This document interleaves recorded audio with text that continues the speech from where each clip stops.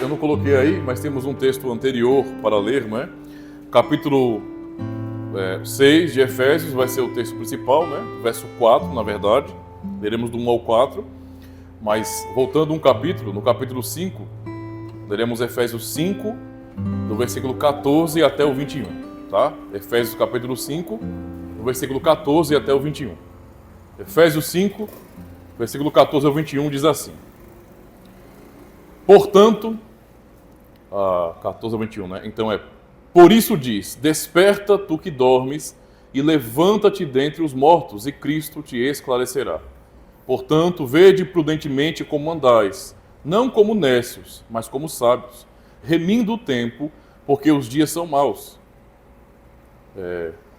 Por isso, não sejais insensatos, mas entendei qual seja a vontade do Senhor. E não vos embriagueis com vinho em que há dissolução, mas enchei-vos do Espírito, falando entre vós em salmos e hinos e cânticos espirituais, cantando e salmodiando ao Senhor no vosso coração, dando sempre graças por tudo ao nosso Deus e Pai, em nome de nosso Senhor Jesus Cristo. Sujeitai-vos uns aos outros no temor do Senhor. E aí até o verso 24, vós mulheres, sujeitai-vos a vossos maridos como ao Senhor, porque o marido é o cabeça da mulher, como também Cristo é a cabeça da igreja, sendo ele próprio o salvador do corpo, de sorte que, assim como a igreja está sujeita a Cristo, assim também as mulheres sejam em tudo sujeitas a seus maridos. Eu vou continuar a leitura aqui, porque vai aplicar o mesmo mandamento, tá? Verso 25. Vós, maridos, amai as vossas mulheres, como também Cristo amou a igreja e a si mesmo se entregou por ela, para a santificar, purificando-a com a lavagem da água pela palavra, para apresentar a si mesmo igreja gloriosa, sem mácula, nem ruga, nem coisa semelhante, mas santa e irrepreensível. Assim devem os maridos amar as suas próprias mulheres como os seus próprios corpos. Quem ama a sua mulher, ama-se a si mesmo, porque nunca ninguém odiou a sua própria carne, antes a alimenta e sustenta, como também o Senhor a igreja, porque somos membros do seu corpo, da sua carne e dos seus ossos. Por isso deixará o homem seu pai e sua mãe, e se unirá à sua mulher, e serão os dois uma só carne. Grande é este mistério. Digo-os, porém, a respeito de Cristo da igreja. Assim também vós, cada um em particular, ame a sua própria mulher, como a si mesmo, e a mulher reverencie o marido. E aí o capítulo 6, do verso 1 ao 4. Vós, filhos, sede obedientes a vossos pais no Senhor, porque isto é justo. Honra a teu pai e a tua mãe, que é o primeiro mandamento, com promessa, para que te vá bem e vivas muito tempo sobre a terra. E vós, pais, não provoqueis a ira a vossos filhos, mas criai-os na doutrina e admoestação do Senhor. Até aqui. Eu quero ainda ler as perguntas e respostas do catecismo quanto a este assunto do quinto mandamento, dia do Senhor 39, temos uma pergunta e resposta, que diz assim, pergunta 104. O que Deus exige no quinto mandamento? Que eu demonstre toda a honra, amor e fidelidade ao meu pai e à minha mãe, e a todos os meus superiores, que eu me submeta devidamente à sua boa instrução e disciplina, e também seja paciente com as suas fraquezas e defeitos, pois é a vontade de Deus nos governar pelas mãos deles. Então, são os textos principais para desenvolvermos nesta manhã. Queridos irmãos, o Senhor, hoje vamos prestar atenção ao quinto mandamento. Honra teu pai e tua mãe. O primeiro propósito deste mandamento é instruir os filhos, não é, a obedecerem a seus pais. Esse é o primeiro propósito. E o segundo propósito, não é, deste mandamento é instruir os pais, não é, em como devem criar seus filhos no caminho do Senhor.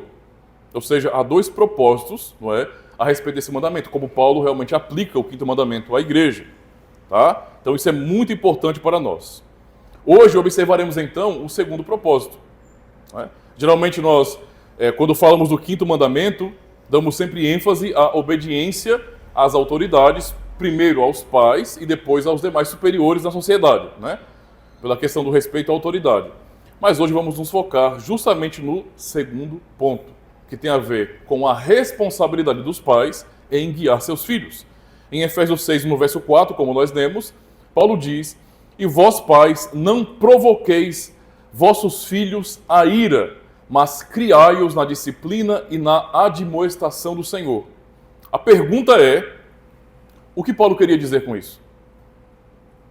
Parece muito fácil apenas dizer, não provoquem seus filhos a ira, mas criem os seus filhos na admoestação do Senhor. Parece muito fácil, mas na verdade, a prática da vida familiar nos mostra que esta regra não é tão simples de se obedecer, não é, e realmente ser aplicada.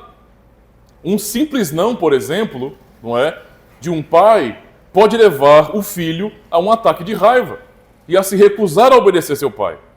Então, se acontecer e um filho se rebelar contra o pai, não aceitando o não recebido, não é?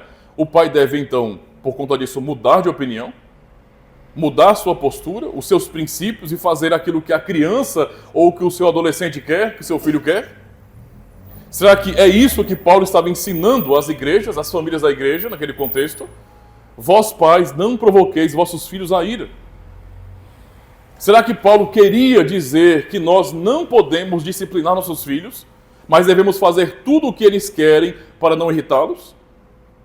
Irmãos, parece, não é, que muitos pais pensam assim em nossos dias. E então eles criam seus filhos como filhos mimadinhos, que não sabem ouvir o não.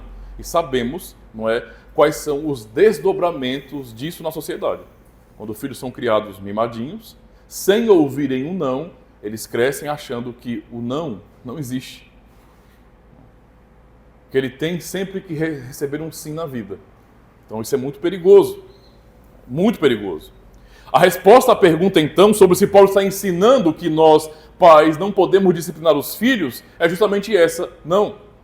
Paulo não estava ensinando os pais a cederem aos caprichos dos seus filhos, não é? Para não irritá-los. Porque ele mesmo disse, e vós, pais, não provoqueis os vossos filhos a ira, mas criai-os, não é, na disciplina e na admoestação do Senhor.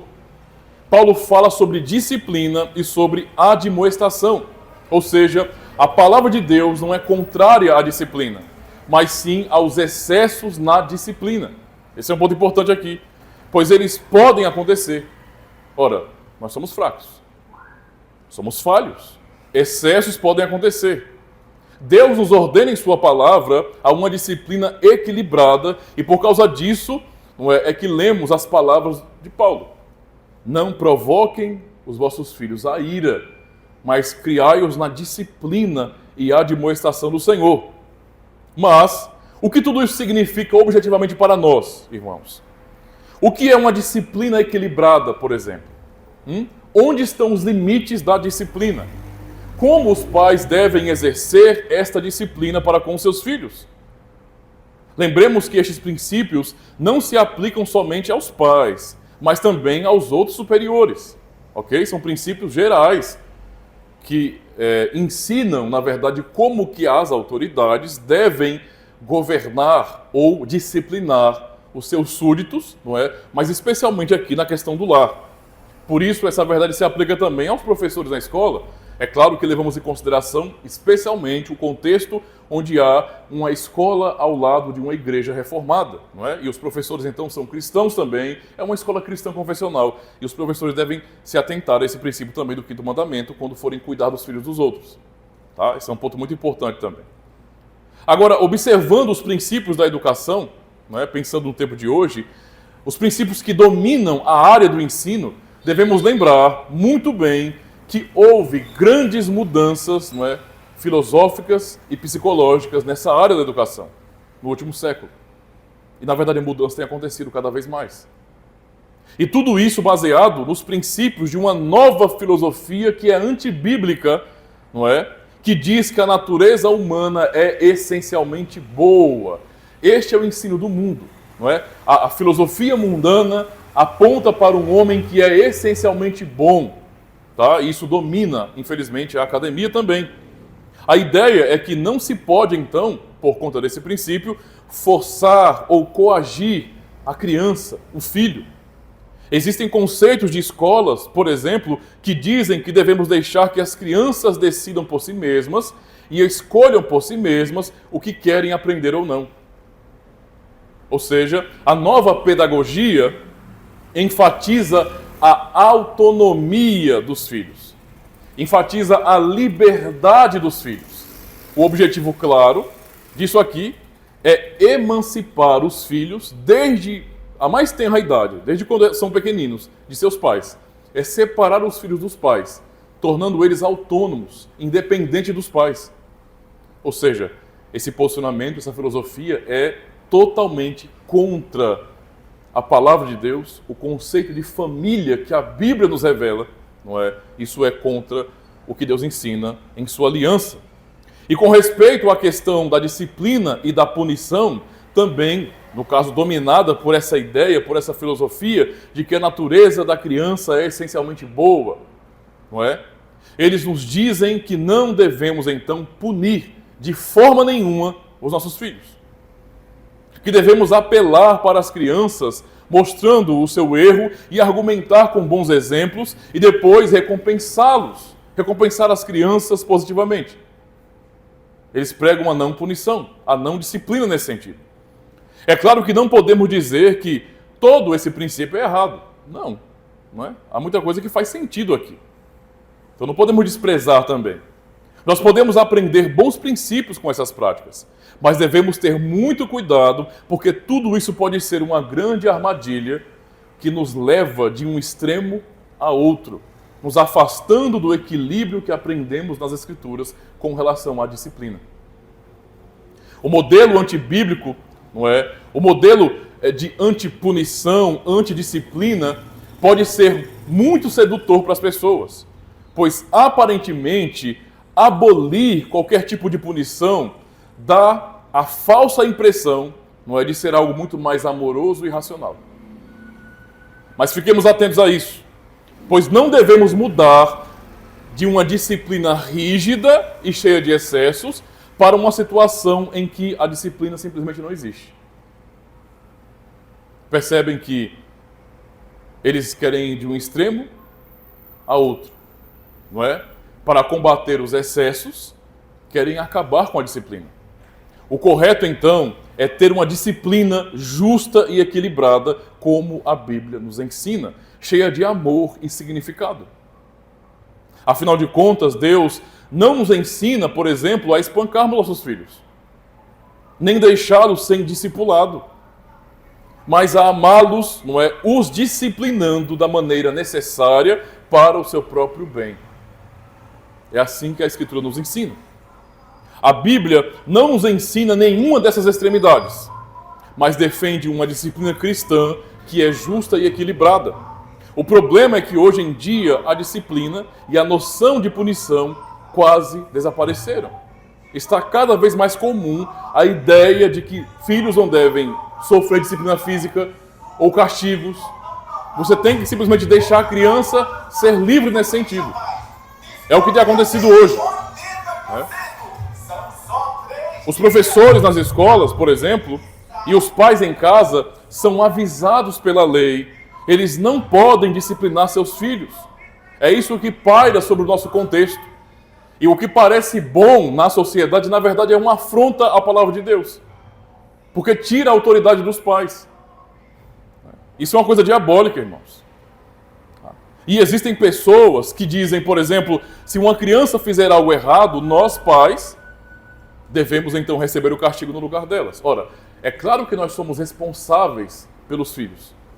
Enquanto eles estão debaixo de nossa tutela, de nossa responsabilidade, somos responsáveis. Mas assumir a punição no lugar dos filhos, não é, impedindo com que eles sofram a punição merecida, isso é um erro. Isso não traz bem a ninguém. Esta é mais ou menos então a situação que vivemos hoje.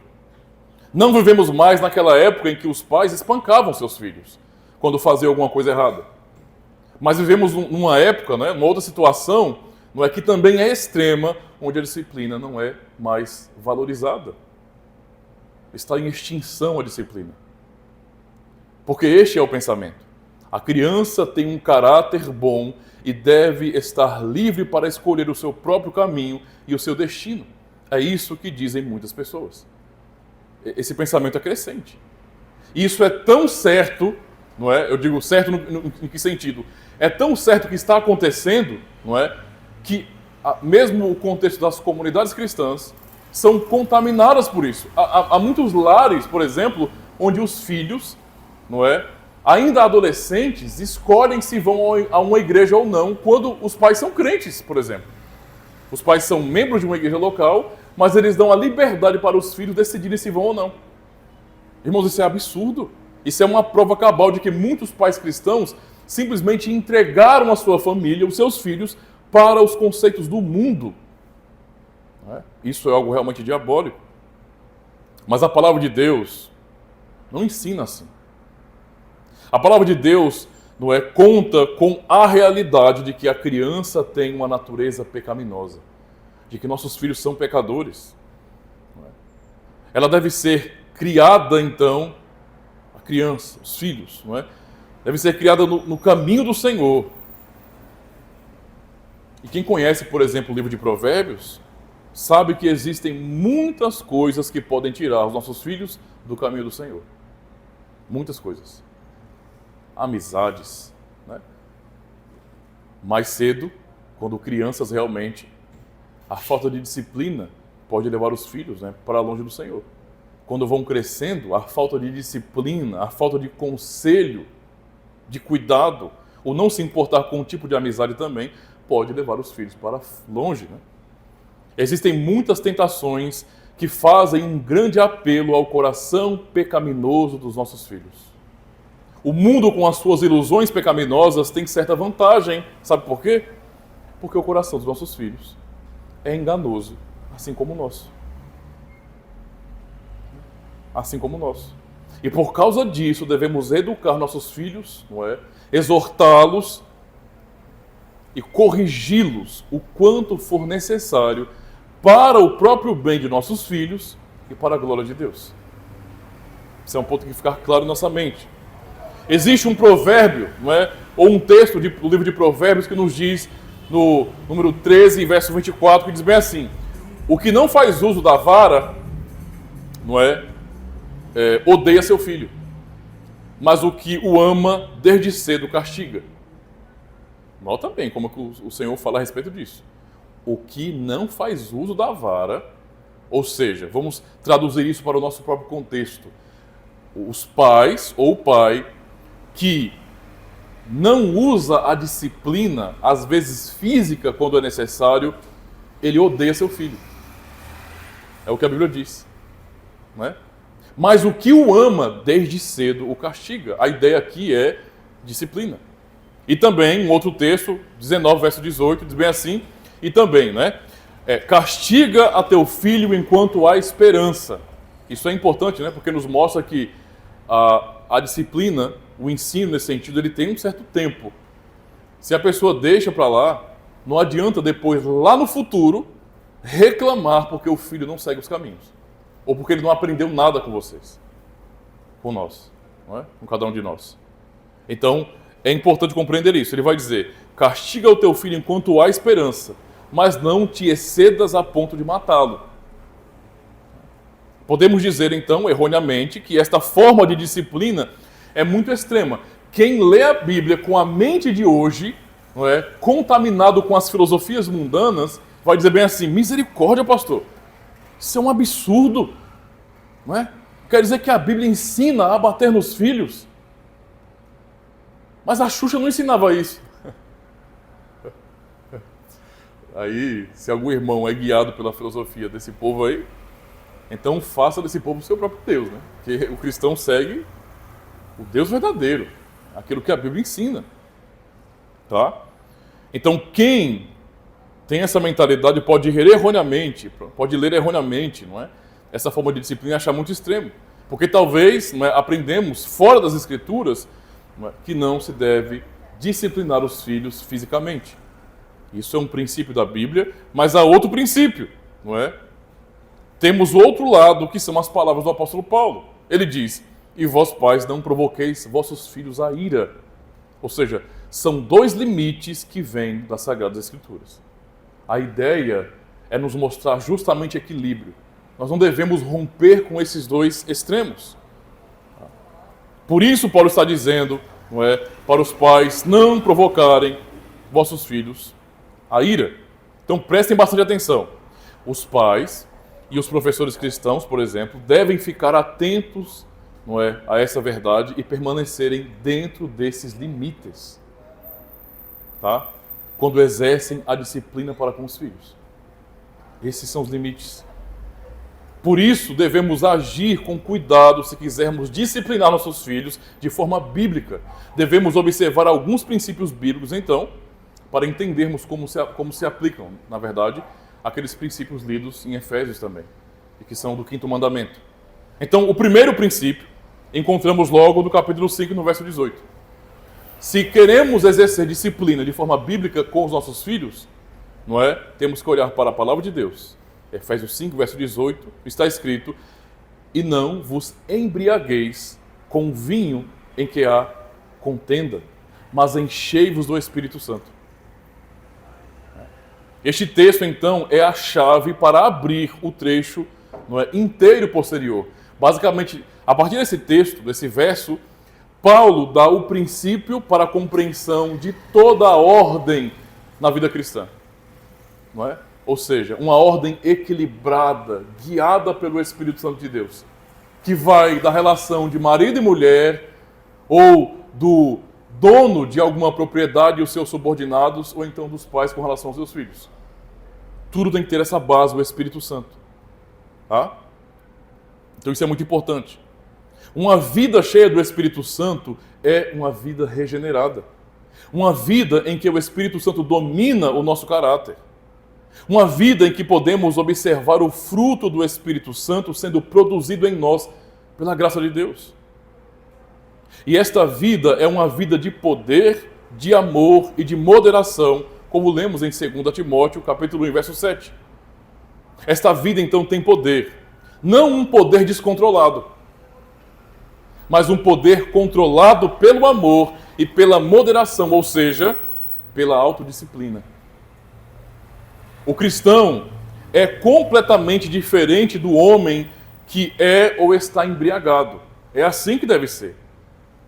O que estamos entendendo aqui pelo princípio é que Paulo faz, não é, essa explicação para a igreja, dizendo que nós não podemos ser como os bêbados, por exemplo, os embriagados. Tal homem, o embriagado, é descontrolado.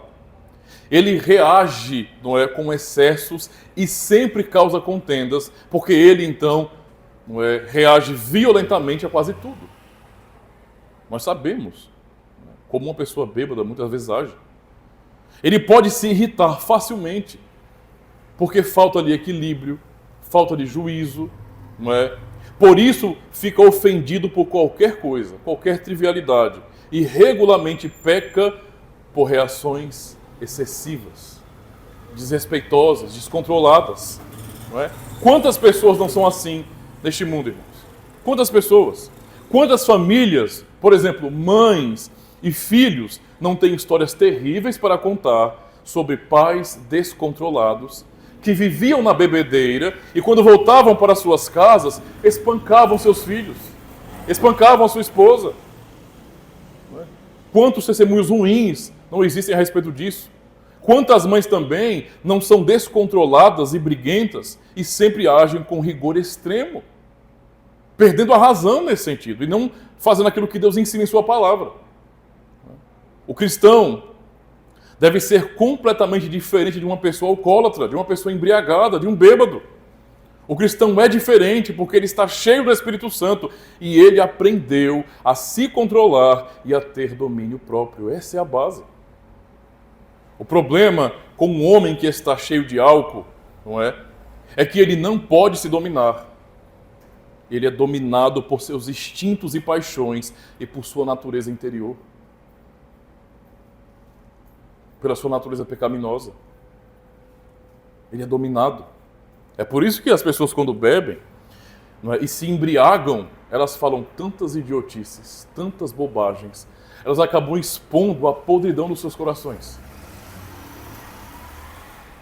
Elas acabam falando justamente sobre, para algumas pessoas, ficar bêbado é quase como um soro da verdade.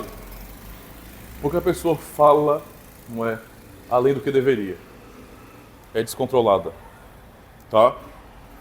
E o domínio próprio, não é um requisito essencial para disciplinar os outros. Como eu posso disciplinar alguém se eu sou um descontrolado nesse sentido? Tá? Se qualquer pai ou mãe tentar disciplinar seus filhos, quando estiverem de mau humor, é certo que farão muito mais do que deveriam fazer. E terão prejuízo e revolta ao invés de aprendizado. Se nós resolvermos aplicar a disciplina quando o nosso coração está conturbado de raiva, nós faremos muito mais do que deveríamos fazer.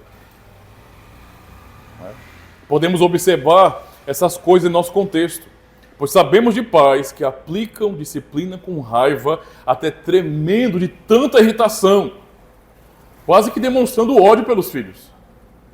Imagina a situação como essa. Sem domínio próprio. O resultado é que espancam os seus filhos, que deveriam amar e ensinar. Percebe que isso foge completamente daquilo que Deus ensina em sua palavra? Então, o primeiro princípio é que devemos começar por nós mesmos. Precisamos estar certos de que estamos calmos, tendo domínio próprio. Seja o que for que tenha acontecido, seja qual for a provocação à situação, não devemos reagir com o espírito de um bêbado descontrolado, mas devemos agir pelo Espírito Santo, pedindo a Deus sabedoria, não é? Que Ele nos guie por sua palavra, que guie o nosso coração para fazermos a vontade dEle e não a nossa vontade, também no contexto da disciplina. Esse é o primeiro princípio. O segundo princípio, então, decorre do primeiro.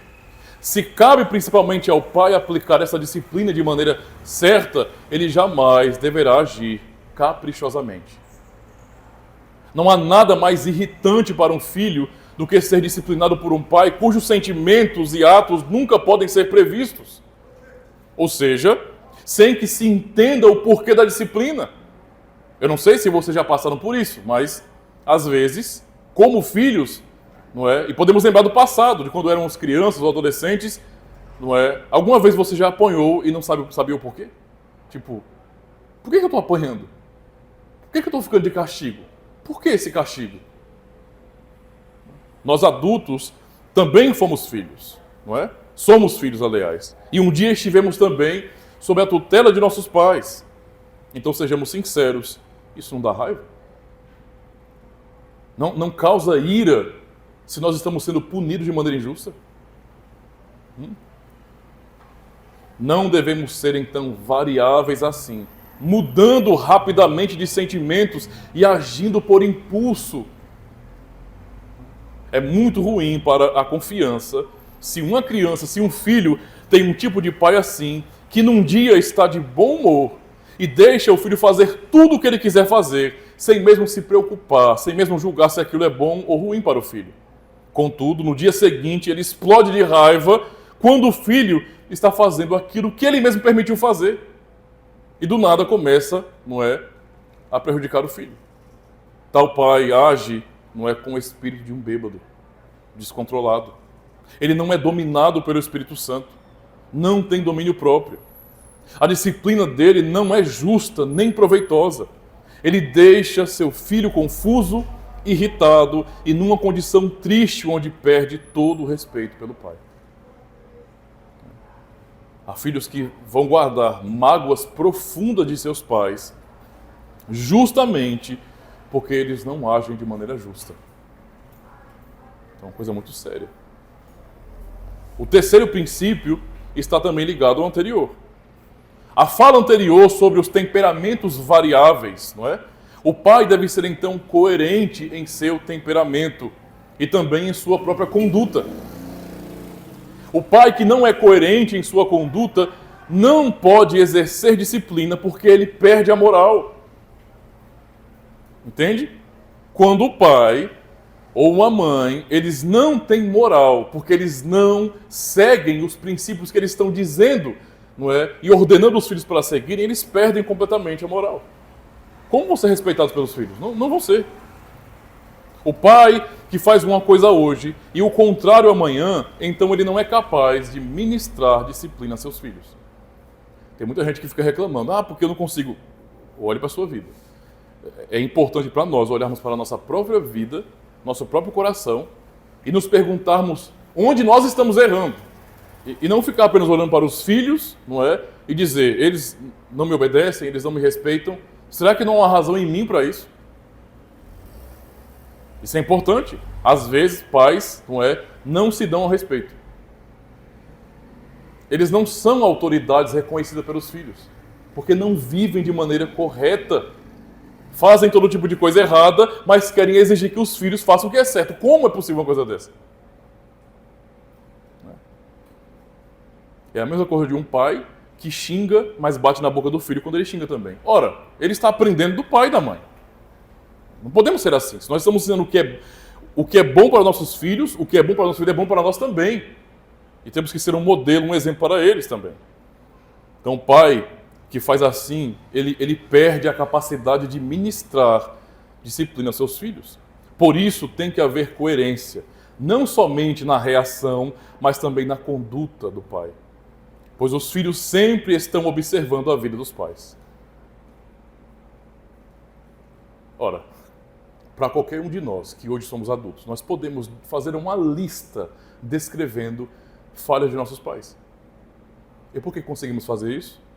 Porque quando éramos crianças e crescemos ali com nossos pais, nós vimos todos os seus erros. Quando éramos pequeninos, não entendíamos muita coisa. Fomos crescendo e fomos percebendo suas falhas. Filhos, de crentes, às vezes têm aquela ilusão quando são pequeninos, que quando os pais procuram ter uma boa conduta, e são cristãos genuínos, eles acham até que os pais não são pecadores, Só que aí depois eles começam a crescer, aquele período de encanto, de ser bobinho, vai acabando e você vai percebendo, vamos amadurecendo e percebendo, sim, olha, eles são pecadores como nós também. E isso é fato, nós temos que realmente reconhecer isso aí. Tá? Então os filhos sempre estão observando a vida dos seus pais. E o filho observa que o pai é incoerente fazendo exatamente aquilo que proíbe. Quando isso acontece, realmente, a atitude dos pais, ou do pai em especial, será injusta e causará, com certeza, ira nos filhos. Isso é um ponto importante. O quarto princípio, é que os pais, eles devem ser justos e terem a mente aberta para conversar com seus filhos. Até na hora da justiça, veja, até na nossa justiça, na nossa lei, temos uma lei que declara que é um erro grave colocar um homem na prisão sem lhe conceder um julgamento. Até lá fora isso é claro, não é verdade? E todo mundo concorda com isso. Mas muitos pais cometem este erro dentro das suas casas, com seus filhos. Se alguma coisa acontece, nada é dado ao filho de oportunidade para que ele possa expor e explicar o que aconteceu. Parece que muitos pais eles não cogitam, a possibilidade de um filho estar falando a verdade. Eu sei que há muitos filhos que mentem. Ora, estamos lidando com pecadores. Quando um bebezinho, recém-nascido, nos braços de sua mãe e de seu pai, quando eles nascem ali, são depravados. E quanto mais eles amadurecem, mais eles vão manifestando essa depravação. Então, não tem esse negócio de eu botar a mão no fogo para o meu filho. Não existe isso. Por isso deve haver consciência nesse sentido, e a oportunidade para que os filhos possam se explicar. Por que você fez isso? Qual a razão da sua ação? Não é tipo, errou, vou matar de pancada. Não existe isso. Isso não é cristão. Não é cristão. Nem lá fora se condena alguém sem julgar a pessoa primeiro. A pessoa tem que falar o porquê. Assim também deve ser com os filhos. O quinto mandamento ensina os pais a serem justos. Nós não podemos agir com injustiça. A injustiça é errada em qualquer situação. Tá? E como filhos que somos, podemos lembrar também, quando ficamos irados, irritados, se ouvimos de nossos pais alguma coisa injusta. Eu não vou falar sobre minha vida, mas eu posso recordar que em algum momento também eu já fui injustiçado nesse sentido. E é claro que eu fiquei com raiva. Quem não ficaria? Quando o seu pai ou sua mãe acreditam na conversa de terceiros e não ouvem o que você está dizendo. Pai, eu não fiz isso. Mãe, eu estou dizendo para a senhora, eu não fiz isso. Eu não fiz, não fui eu, não foi a minha intenção, isso é má interpretação dos outros. Ora, os pais conhecem seus filhos. Mas às vezes parece que eles cegam, eles esquecem, não é? Que eles estão criando aquelas crianças, eles estão criando aqueles adolescentes, são seus filhos. Eles conhecem o caráter deles, não é? Se um pai ou uma mãe dizer que não conhece seus filhos é porque eles estão cegos, eles não estão criando seus filhos. Eu sei que talvez hoje seja mais fácil assim, né? Porque muitos pais não estão nem aí para os filhos, não conhecem seus filhos e, portanto, não os conhecem de verdade. Eu até entendo isso aí. É um erro terrível, não é? Mas é importante que nós pais venhamos agir com justiça. Temos que ouvir. Temos que chocar as informações.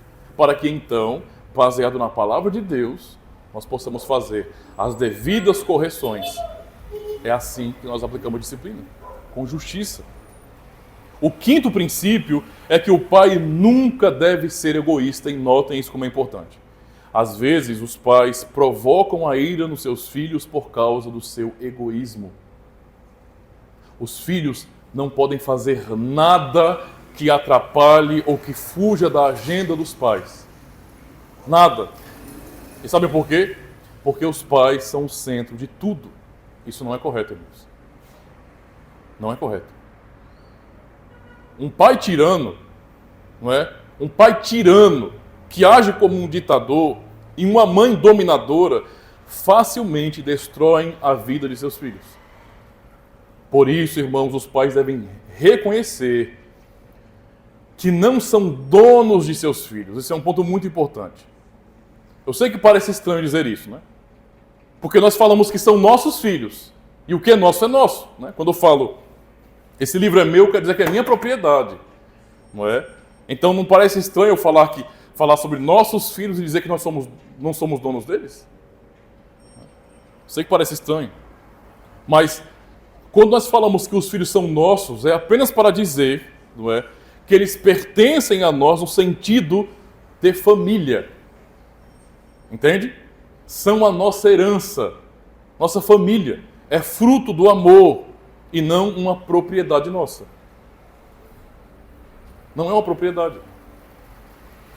Ora, podemos perguntar então, se os filhos, não é, ou se os pais não são donos dos filhos, então quem é? O Estado?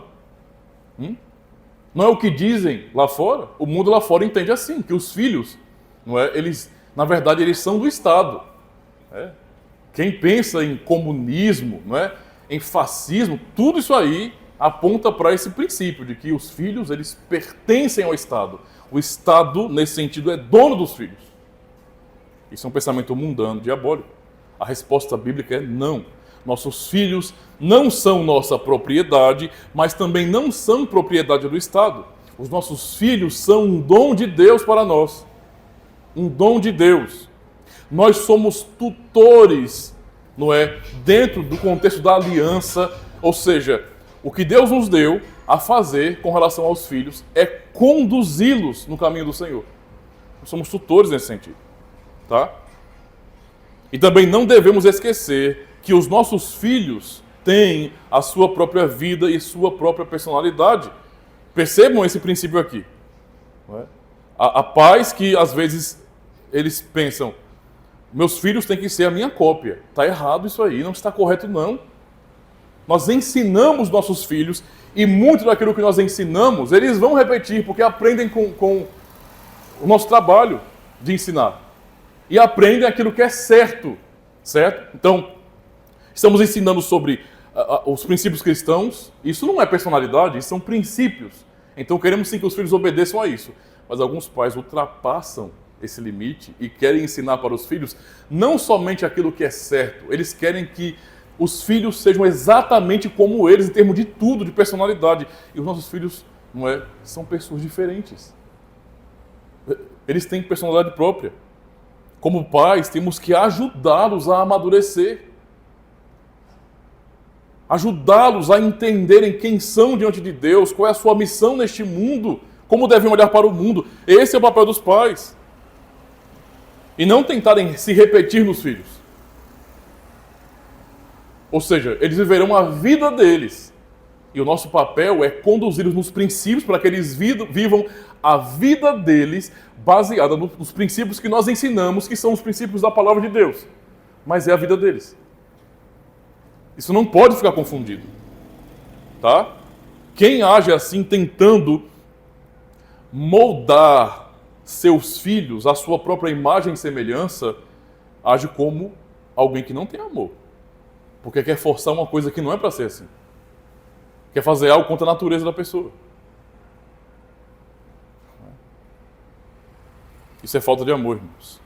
É o espírito do homem bêbado, do descontrolado. O bêbado só pensa em si mesmo. Seu único interesse é a sua própria satisfação e nada mais. Tanto é assim que muitas vezes, em famílias, os pais querem usar os filhos para se engrandecer. Perceba como é diferente. Você ensina e seus filhos aprendem a andar no caminho. Quando eles vivem por eles mesmos, tá? Quando eles entendem, quando eles amadurecem e seguem um caminho cristão, os pais vão ser exaltados. Mas não pode acontecer isso. Eu entender que os filhos devem honrar os pais e então eu vou fazer com que eles me honrem, me louvem lá fora. Porque aí eu vou agir como um tipo de ditador. Não é? E vou dobrar os filhos a ser uma cópia minha. Está errado. Porque não sou eu que importa. Eles devem seguir a Cristo como eu sigo, entende? Esse é o ponto. Como eu sigo. Tá? A punição, sexto princípio. Quando pensamos então na disciplina e chegamos ao ponto da punição, é necessário punir. Aplicando a disciplina. Essa punição, ela deve ser racional. A criança deve entender o porquê. Os pais devem explicar sempre o porquê estão castigando seus filhos desde pequeninos.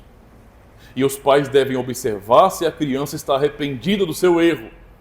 Essa deve ser uma preocupação séria dos pais. Porque analise bem. Se a criança erra, se o filho vai errando constantemente e você só bate no filho, mas você não pastoreia o coração dele, vai adiantar alguma coisa? Ele não está reconhecendo que o que ele fez é um erro e ele não está se arrependendo pelo erro que cometeu. Não adianta nada. Tá? Se uma criança comete um erro, mas pede perdão e demonstra arrependimento, os pais devem considerar a possibilidade de que a criança já teve o seu sofrimento por causa do erro e que talvez já tenha aprendido que não deve mais fazer aquilo. Percebe? Se nós conseguimos ensinar e o filho responde demonstrando que compreendeu o mal, então a disciplina já aconteceu. Entendeu? Eu não preciso, para que eu me sinta bem, não é? Aproveitar a situação, bem, já aprendeu, mas eu não vou perder a viagem. Tome lapada. Não.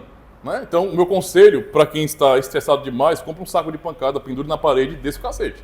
Bata até fofar, até suar, até não aguentar mais e cair. Então, tem que ensinar. Esse é o ponto. Tá? Esse é o ponto aqui. Se um filho já aprendeu a lição, a pergunta que fica é: por que ainda castigar? Por que ainda insistir nisso? Tá? Existem pais que exercem a disciplina de uma maneira mecânica. A disciplina não pode ser mecânica. Nós não podemos fazer as coisas como robôs. Existe uma regra. A regra é: fez isso, vai levar uma pizza. Aí, em algum momento, o filho faz aquilo. Você não deve agir como um robô. Fez isso, eu bato. Fez isso, eu bato. Não. Tem que haver uma avaliação do porquê, repetir o erro, qual a razão, entender a situação, o contexto do filho, não é para chegar a uma razão para isso e corrigi-lo a partir disso. E às vezes a disciplina física é necessária.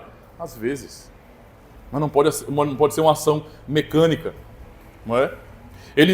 Esses pais que entendem que a disciplina deve ser mecânica, eles gostam de disciplinar por causa da disciplina. É a disciplina pela disciplina. É como se a pessoa tivesse prazer de disciplinar. fisicamente, por exemplo, de castigar. Eles usam a disciplina como um tipo de sargento, instrutor no exército. A nossa casa, o nosso lar, não é, deve espelhar a aliança de Deus, os princípios do Evangelho. Mas o nosso lar não é um quartel-general. Entendeu? Os filhos não têm que estar fardados. Entende? Eles não têm que bater continência. O que move o lar é o amor, não pode ser outra coisa. Os pais não podem ser generais fardados que acordam os filhos dizendo: levanta, soldado! 1, 2, sim, senhor! Não é assim que se cria filhos. Tá? Porque isso é agir usando a disciplina pela disciplina. Ou seja, eles transformam a disciplina em um fim. A disciplina torna-se fim em si mesma. Podemos lembrar, por exemplo, de uma personagem, não é, bem curiosa, de uma novela que é O Carrossel, novela infantil, O Carrossel. A diretora Olivia. Se vocês assistem, então, aquela série toda, vocês vão notar que, ao decorrer da série, ela demonstra que ela tem prazer em disciplinar, no sentido de castigar mesmo. Ela tem prazer em castigar. Ela, mesmo vendo que não deu certo o que foi planejado para o mal, e havendo um ensino e um princípio aprendido pelas crianças, não é? Ela não considera os bons resultados, não considera o aprendizado, a disciplina que já aconteceu, mas tem a necessidade para dizer bem assim: eu tenho autoridade, e porque eu tenho autoridade, de forma nenhuma ninguém escapará da punição. Isso não faz sentido. Tá? A disciplina é para o bem, é para o ensino, não é para simplesmente castigar. Entende? Não é uma ferramenta para estarmos batendo e castigando e criando empecilhos, não é para isso.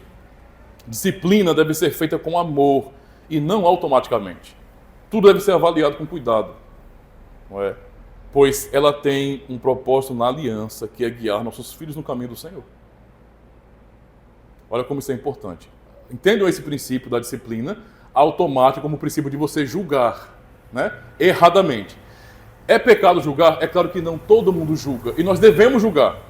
Não temos que ser tolinhos, não. O discurso de que não se julga é um discurso hipócrita, mentiroso, porque todo mundo julga. A realidade é essa, todo mundo julga, todo mundo julga. É inevitável isso. Certo? Só que temos que julgar de acordo com o que a Bíblia ensina. Mas observe como você aplica esse princípio da disciplina pela disciplina. É como se você transformasse o julgamento pelo julgamento.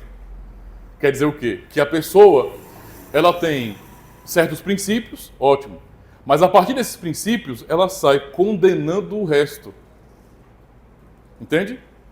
Então, se você não é uma pessoa cristã, ou seja, você é um ímpio, e você vive uma vida então ímpia, eu não quero nem contato com você.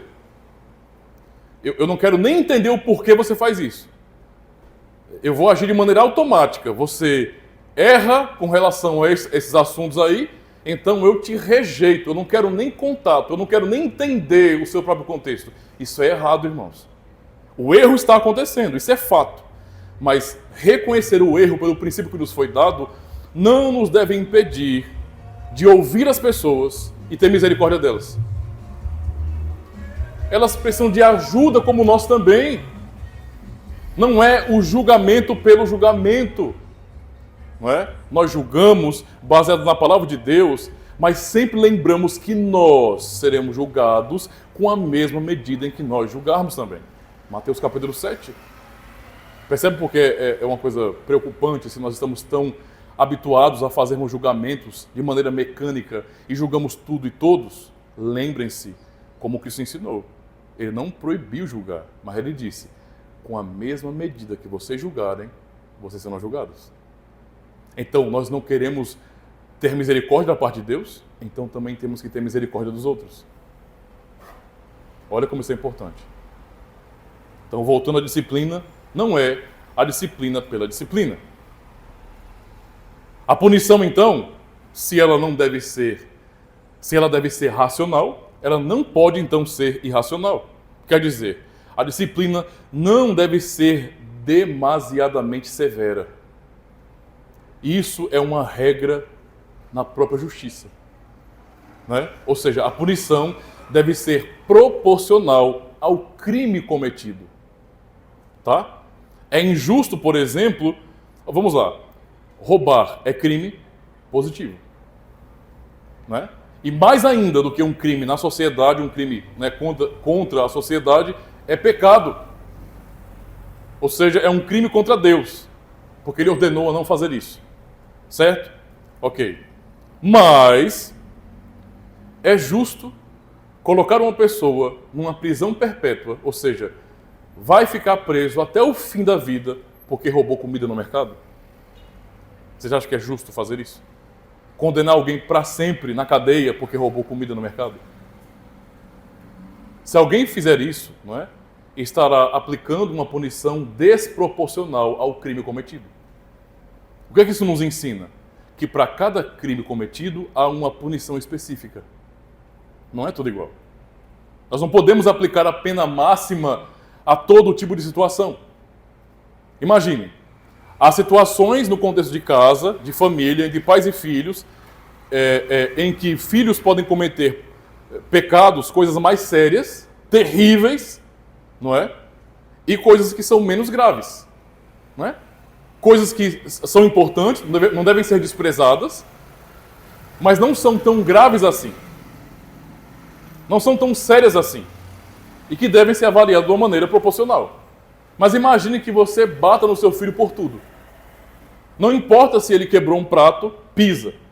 Não importa se ele acabou na força da empolgação te respondendo, pisa. Não importa se ele chegou atrasado na escola, pisa. Não importa se ele não comeu a comida toda e você viu na pia o prato com o resto de comida, pisa. Não importa se ele não pediu a bênção antes de dormir, pisa. Imagine que alguém bata em um filho por causa de tudo. Não é? Ou então, por tudo o filho fica de castigo. Você acha que isso é justo? Que é proporcional aos erros que se cometem? Mas é claro que não. Cada situação ela é diferente da outra. Então os pais devem se responsabilizar por aplicar disciplina de maneira proporcional a cada erro cometido. Porque senão, tudo que os filhos vão ter da nossa parte vai ser pisa. Descreva seu pai, uma grande cinta. É o que ele é. Porque tudo que eu posso receber dele é lapada, meu amigo. Eu me sinto, às vezes, um jegue, um cavalo perto dele, porque eu só levo chicotada. Porque outra coisa não tem, não conversa, não desenvolve um bom relacionamento com os seus filhos. Não há nada que sabe, que eles tenham em comum para sequer conversar. Nada. Tudo que o filho tem, não é do pai ou da mãe, é pisa, é cinta.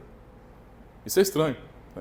Imagina uma criança no contexto de escolinha, né, escolinha infantil, e aí a professora fala, traga alguma coisa que faz lembrar você dos seus pais. Aí uma criança leva um martelo, porque o pai, não é, ele é um carpinteiro, o outro leva uma colher de pedreiro, porque o pai é um bom pedreiro, então aqui, isso aqui me faz sempre lembrar do meu pai, porque ele sempre carrega isso. E aí uma criança, um pouco triste, aproveita quando a mãe não está vendo em casa, vai no armário, no guarda-roupa no caso, e pega uma cinta e coloca lá. Oxi, o que é isso, Joãozinho? Mas, professor, é isso que faz me lembrar do meu pai. Misericórdia, mano. Isso não é educação, não. Isso não é disciplina, não. Né? Isso só provoca os filhos a ira. Um filho fica profundamente irritado, não é, por se sentir injustiçado nesse sentido. Não é? Nós já fomos crianças. Nós sabemos como que é. Quando recebemos um tipo de punição que está muito além daquilo que nós praticamos de errado. É injusto. É injusto. Uma conversa resolveria às vezes. Talvez proibir alguma coisa resolveria às vezes. A disciplina deve ser com sabedoria, não com injustiça. Então, concluindo, a disciplina deve ser praticada sempre com amor. Sempre. E se você não puder praticá-la com amor, então não tente aplicá-la de maneira nenhuma. Ouça um princípio. Isso é um princípio muito importante.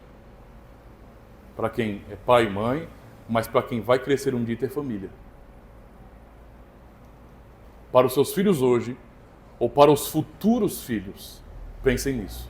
Se a disciplina que eu vou aplicar aos meus filhos pelo erro que eles cometeram, não glorificar a Deus, trazendo compreensão, aprendizado, consciência do erro, do pecado e arrependimento, isto é, se eu não vou promover a maturidade do meu filho na disciplina, é melhor que eu não a aplique. Deixa a raiva passar, vá orar a Deus, isso é um detalhe muito importante. Seus filhos fizeram alguma coisa muito terrível, você pode explodir, xingar, humilhar, correr atrás com cabo de vassoura, como muitos fazem. Ou, como um cristão, você pode, ao ouvir aquela terrível notícia, ir para o seu quarto e orar a Deus. Senhor, dá-me sabedoria. Eu tenho que lidar com meu filho agora. Ele cometeu uma coisa séria, Senhor. E como um pai ou como uma mãe, nós não podemos, não é? Eu não posso, como cristão, ver o erro e fingir que ele não aconteceu. Porque isso é injusto do mesmo jeito. Isso é o outro extremo, que é não disciplina. Não pode ser assim. Vamos orar a Deus e pedir ao Senhor, tem misericórdia de nós, Senhor. Dá-nos sabedoria do Espírito Santo para que nós possamos buscar a Tua glória disciplinando nossos filhos. Nós não queremos criar pessoas revoltadas em casa contra nós, mas que entendam que as nossas ações são por elas.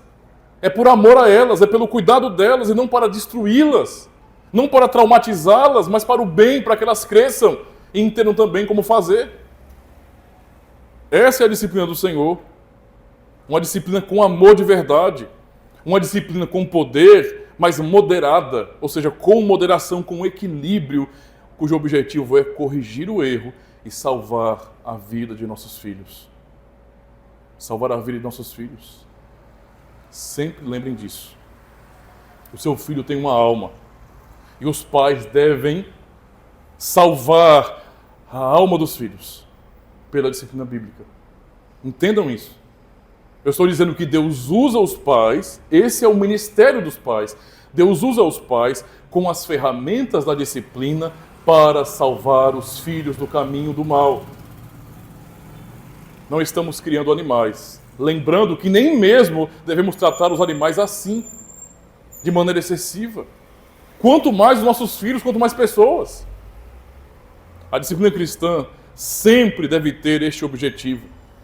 É isso que o quinto mandamento nos ensina. Não só o dever que os filhos têm em honrar os seus pais, porque isso é o óbvio do mandamento, mas também o dever que os pais têm de guiar seus filhos no caminho do Senhor em verdadeiro amor cristão. Venhamos seguir os princípios da palavra de Deus, não é? Para que possamos promover o bem à nossa família e não criarmos pessoas frustradas e cheias de amargura no coração, que se tornarão também adultos frustrados, amargurados e que vão querer também descontar nos filhos as dores que sentiram. Peçamos a Deus, Senhor, renova-nos, nos guia por Teu Espírito Santo, para que venhamos aplicar a disciplina segundo a Tua vontade e não segundo a nossa. Amém?